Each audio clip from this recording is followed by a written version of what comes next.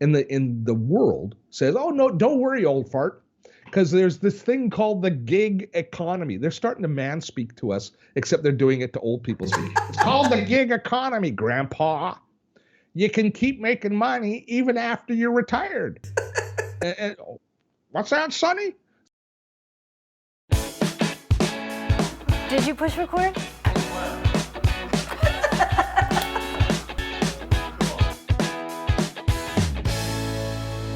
Thanks again for tuning into Second Act TV. We are back with Steve Dotto, the creator and host of Dotto Tech, right here on YouTube. Steve, thanks so much for staying over. This is kind of our second act now. It's our second act, yes, absolutely. If you missed our last segment, we'll link to that. As I just said, Steve is a big YouTuber. To me, he's a YouTube star, and I was actually a little nervous interviewing him today because I have learned so much from you already in this space. As you can tell, we are very similar in age. In fact, we're like only 3 months apart. Yeah, we're 3 months apart. Yeah, we discovered that. That's good. Yeah, so we're operating in a space that is not really meant for us. And that's what I want to get your opinion on, because again, we talked about in our last segment how we can reinvent. If people wanting to reinvent, especially teaching something, YouTube, we have so many different avenues to do that if we're not overwhelmed by it. And so let's talk about your new channel you started, Gray Matters, your passion project, what you've learned and what others can take away if they wanted to jump into the space as well. Well, Gray Matters for me is my podcast, and it's focused on baby boomers and Gen X, who I'm now calling BoomX. That's the term that I'm using. But it's focused on helping them. And the tagline that I kind of came up with is to remain relevant in the digital age. What is it? I might be a little bit off on the statistic, but something like 12,000 of us reach the age of 65 every day in North America now. Yes, I read something like that. A small percentage of us are in a financial position to retire or want to retire. And that want is a huge thing. As I was doing the research for this podcast, I came across a statistic that in Canada, I'm pretty sure it's similar in the States, in 1965, a man retiring at the age of 65 in Canada had a life expectancy of, guess what? Like just a few years. Yeah. 4 years. Yeah. They wouldn't live to see the moon landing, on average. 4 years. And I can remember as a kid sitting down, and you might remember it too, at the kitchen table, and my dad was an engineer, coming home from work, black tie, like he looked like a NASA engineer, right? Yeah. With the black suit, the thin black tie, white shirt. And Dad would be sitting down at dinner, and we would always have the radio on. We would always listen to the 6 o'clock news. And then when the news was over, we'd talk, and Dad would tell my mom, he would say, do you remember so-and-so, so-and-so? Mom goes, yeah, he just retired. Yes. My dad said he died yesterday. Oh my God. And it was and I have memories of that several times. Yeah. So today in Canada, a man who retires at 65 or hits at 65, life expectancy, 19 years. 19. Mm-hmm. Women, 21 years. So what do you want to do? Exactly how much pinochle can you play, right? And for me, I don't ever want to stop doing what I do. I always want to be relevant. I always want to be a part of that's my why in my family is I want to be a contributor to my community, to my family, to my society, to my last breath. Yeah. Which is one of the reasons that I struggle so much to stay on top of technology. Well, it's not only that, Steve, that also, we've done tons of programming on relevance and it's a mental health issue. Oh, well, this is the thing. So if somebody is 65 today and they're pushed out, if they're pushed out of their job, and let's say they were a fleet manager for a car rental fleet, they've spent their whole life in a cubicle or in an office, they've mentored a team, they've been relevant in their space. So much of who we are is tied up in what we do, our value. Now they're pushed out. Well, depression, anxiety, alcoholism, drug abuse, spousal abuse, suicide, they all cascade out of this loss of purpose. Right. And so, but there's no reason for it. there's a mechanical reason, because maybe the job goes away. And the world says, oh no, don't worry, old fart, because there's this thing called the gig economy. They're starting to manspeak to us, except they're doing it to old people speak. It's called the gig economy, Grandpa. You can keep making money even after you're retired. and what's that, Sonny? So we take this person who managed people, who had a team, who he saw through the birth of their children and the death of their parents, who saw them, help them out through health and joy and all sorts of issues. He was, we all have relationships like that we work our way through with our teams. And now you're going to take this person who is relevant in his industry. When he went to a trade show, he knew everybody. There was respect for each other based on what they'd done. And now you're going to say, well, you could deliver for Amazon. That's what you want to do, right? That's what you want to take this skill set and do. Yeah. No, I'm not disparaging people who do delivery driving. No, of course not. Of course not. But it's how we see ourselves. So for a large percentage of us, how are we going to replace that?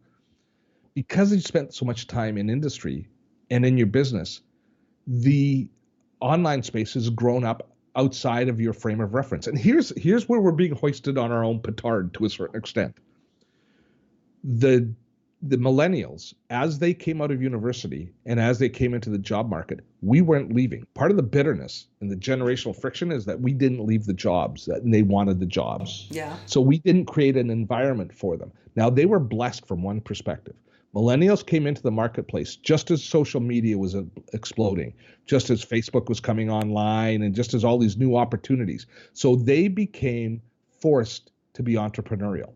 And they found their leaders. They found people like Gary Vaynerchuk, Yes. who told them what they had to do. And they knew intuitively what a side hustle was, because they had their job they weren't vested in. They were a server at a restaurant. So their side hustle was something that they could they didn't feel they were cheating on their job by building a side hustle. And they built those side hustles into businesses. And they built those so they were basically conscripted into entrepreneurialism, whether they wanted to or not. But there was very fertile soil for them, and there was no rules. Yeah. So there was all this opportunity. Yeah. That grew up in parallel with us. So now we are the ones saying we need the job, because they have the say on whether or not we have the jobs or not. And so we're getting pushed out of the marketplace, and so we're now. The tables have turned. Yeah. We're the ones that are being forced into entrepreneurialism. So we have to rediscover this online space. But we think that ship has sailed. But it hasn't sailed. No. Because that ship it hasn't even started. It hasn't even been built yet, because there's so much opportunity. So we have to get our community, we have to get the BoomXers to realize that this opportunity is there. So that was where Gray Matters really started for me, was this need for us to educate our peers and to give them some hope, and to spark their imagination. Because before they can build a business online, before they can reinvent themselves or pivot, they have to understand what the world looks like in this online space. And that's where there's a lot of resistance. Certainly they're not going to listen to the millennials teaching them. But somebody who's been successful in the space, us, we can be leaders. We can say, look, you can do it because I'm proof of that. I'm doing it. Yeah. And so that's kind of where Gray Matters grew from. And it's I have to say that I'm really proud of where it's going, and I'm really hopeful that it's going to make a profound difference in a lot of people's lives as we move ahead. Oh, I mean, yes, we were so spot on with that. I think off camera we talked about that as well. On Second Act, we've gone through various gyrations, what it was supposed to be in the beginning to where it is now. And when I get advice or want to get input as to how to develop the channel, etc., I feel myself resistant to taking that advice from younger people, because they don't, not that they're not smart or don't understand the space, obviously they do, but they don't get what it's like for us at this age. And and to get the advice from you, I'm just so thrilled that you're out there. You don't understand us, which we don't understand them. I think the generational divide between millennials and baby boomers is almost as profound as we can imagine for generations, because it comes down to one thing, I think. It comes down to our value systems. And I'm not saying that this is not to criticize the millennials' value system, but our generation grew up respecting, above all, experience.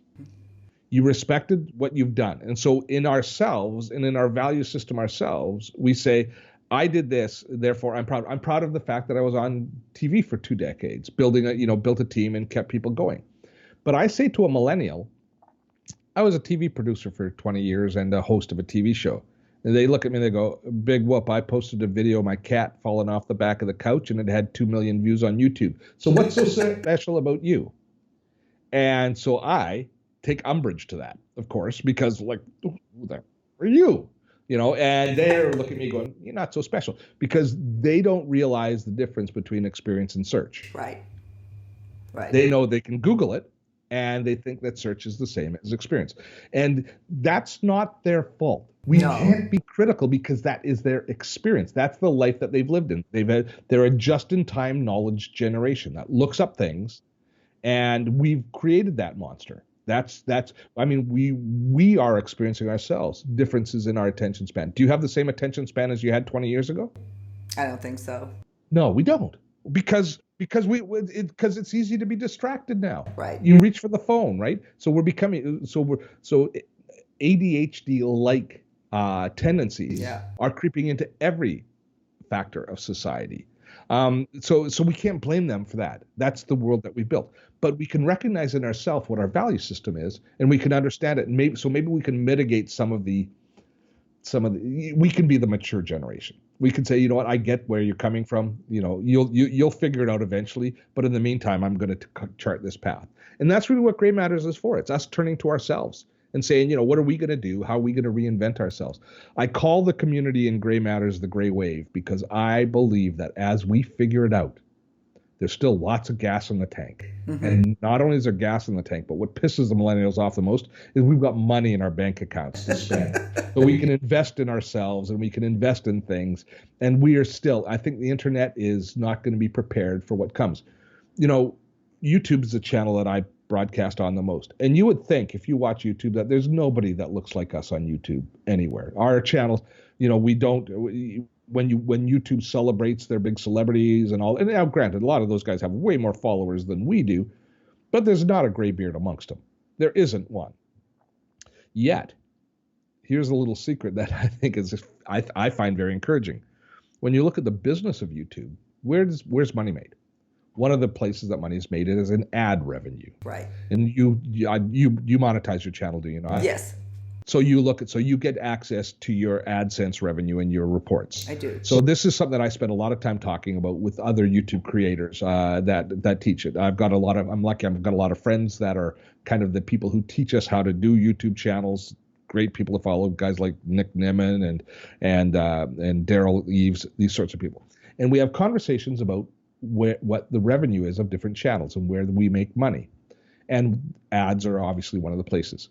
There's something called CPM, which is how much advertisers pay for 1,000 views on your channel. And you would think that makeup tutorials and those sorts of things are the lifeblood of YouTube. They get the most views, but they don't make the most money. Mm. Makeup tutorials will earn between $1.50 and $4 per 1,000 views. My channel, which is viewed primarily by males over the age of 55, mm-hmm. My current CPM is around $25 per 1,000. Wow. Why is that? It's because advertisers are looking for a place to sell their product to people who have money. Yes. Us. Well, they're finally catching on. Yeah. And we watch YouTube videos just like everybody else. Baby boomers are on YouTube. We're consuming like crazy. We're just not that prevalent in the production space yet. But we will be increasingly. And to me, at the end of the day also, what do we care what the perception is? The millennials can think they own YouTube, but if we're making more money on YouTube, Yeah. what do we care? What do we care? We don't care. It's interesting how broadcast has changed, even just in the last 5 years. When I originally pitched Second Act to broadcast, I was told, and I talked to all the major networks, got really good feedback on the original concept, but was told, and I'll never forget this, I think I've told you this, that the head of development for OWN, Oprah's network, a 62-year-old woman at the time, loved this concept, great, but we need to skew younger. And it's like, are you kidding me? Seriously? And you tell me that? And now, of course, that's changed. Broadcast has finally caught on that the money is with us. I mean, look at everything that's on broadcast now that's geared towards 50 and over. And I think that's where YouTube and a lot of stuff is going to head. Yeah. Oh yeah. You got to go after. The reason broadcast is skewing older is broadcast is dead. It just doesn't know it yet.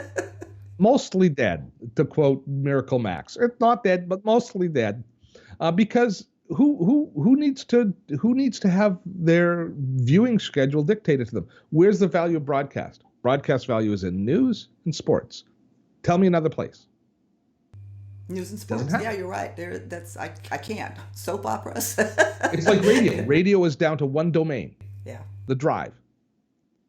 Traffic jams. If it wasn't for traffic jam, over terrestrial radio would be dead. It's a new world. It's a new world. It's with new opportunity. To me, you're just a leader in this. Bringing us all along, and I want to make sure everybody is aware of you. and here's the thing that the audience that's listening: if you're starting to spark your imagination that you can do something, you also have to recognize that you don't worry about numbers. Because, and we were always driven in the broadcast industry by our numbers, right? The metrics were everything. It's everything. But the numbers of subscribers that you have is a vanity statistic. You don't have to worry about those things. And you don't need to compare yourself to other channels, even though I know we do because we like to keep score. But the important thing is how big a community. I always look at the numbers one. You and I have the exact same audience. It's one. We have one community that we're serving and one community that we're working towards. And it doesn't take that many people in a community if you can find value for that community to make a living. And in the vastness of this online space means that you can find your community. And even if somebody else is doing exactly what you want to do, that shouldn't dissuade you because people want to hear it through a different voice. Right. I will resonate with some people. You will resonate with others. And even if we do a podcast or we do a show on the exact same topic, it will resonate differently with different communities. Different people, yeah. And so you don't really have competition. In fact,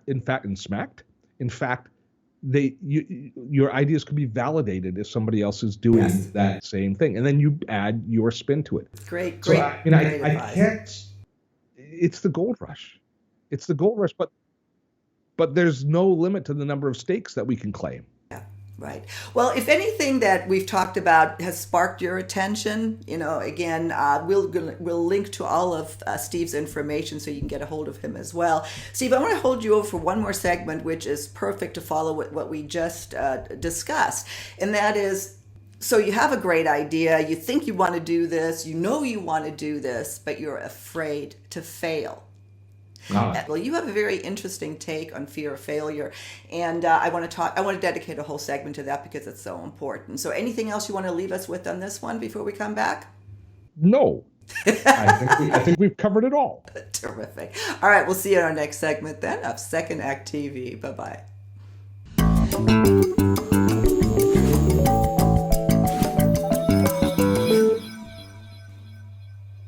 Thanks for watching. If there's a topic that you'd like to see us cover, please visit our website, secondact.tv. And we have a little red suggestion box in the upper right-hand corner of the site. Just click on that, drop us a line. We'd love to hear from you. See you next time.